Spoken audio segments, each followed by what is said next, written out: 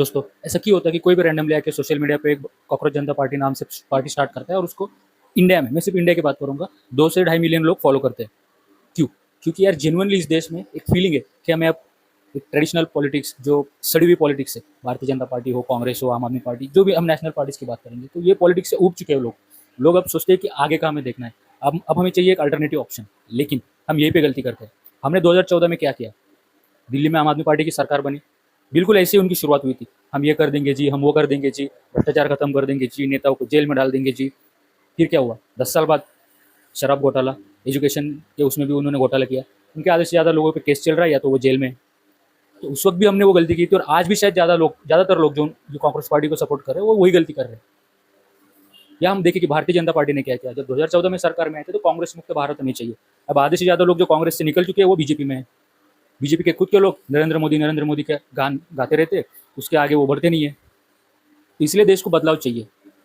लेकिन हम गलती ये कर रहे हैं कि हमें बदलाव क्या चाहिए, क्या रोड मैप है, सामने वाले बंदे का क्या बैकग्राउंड है, क्या उसने सोशल वर्क किया, हम पूछने को तैयार नहीं है। बस कोई रैंडमली आके सोशल मीडिया पे कोई रील डाल दिया, पोस्ट डाल दिया, अच्छा से बीजीएम बीच में डाल दिया, और लोग इमोशनल हो गए, अब ये कुछ बदलाव करेगा। भाई क्यों? हम दूसरे के भरोसे क्यों बैठे? पता भी है आधे से ज़्यादा लोगों को कि वो भारत में नहीं बैठता, भाई वो बंदा भारत के बाहर बैठा है। आप शायद पता है, लेकिन जब उसको फॉलो किया था, क्या पता था ये सब?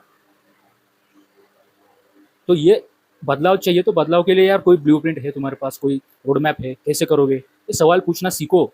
जब सवाल पूछोगे तो जवाब भी मिलेगा, और तब सेंसिबल लोग ही सामने आएंगे। जैसे उठ पटांग मतलब प्रोपेगेंडा फैलाने वाले लोगों को स्कोप नहीं रहेगा। आज इन लोगों को वैल्यू मिल रही है, ये लोग स्कोप में है, इन लोगों के बारे में बात मीडिया में, मेन स्ट्रीम मीडिया में अगर हो रही है, तो इसके लिए हम और आप जिम्मेदार है। हम सवाल पूछना भूल चुके हैं।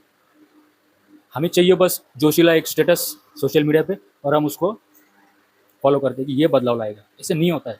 पूछो उससे क्या करना चाहता है, वो कैसे करेगा, क्या रोड मैप है उसके पास। और हम कांग्रेस के सपोर्टर्स को चमचा बोलते हैं, हम बीजेपी के सपोर्टर्स को अंधभक्त बोलते हैं। ये क्या है? बिना कुछ जाने, बिना कुछ बैकग्राउंड चेक किए हमने उसको फॉलो कर दिया, हमने उसके पेज पे पता नहीं क्या इन्फॉर्मेशन हमारी दे दी।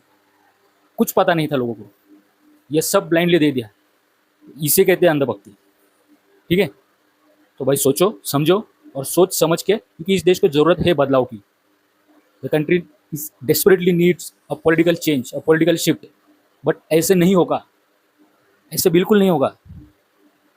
हमें खुद सड़क पे उतरना होगा, हमें खुद सरकार से सवाल पूछने होंगे। हमें खुद, अगर हम खुद सरकार में आना चाहते हैं, लोग अगर खुद चाहते हैं कि बदलाव के तौर पे हम खुद आगे आएंगे, तो खुद से पहले सवाल पूछो, हम क्या करेंगे, फिर हम कैसे करेंगे, क्या रोड मैप है। सवाल पूछोगे तो सही जवाब मिलेगा, लेकिन उसके लिए सही सवाल पूछना आना चाहिए। जय हिंद।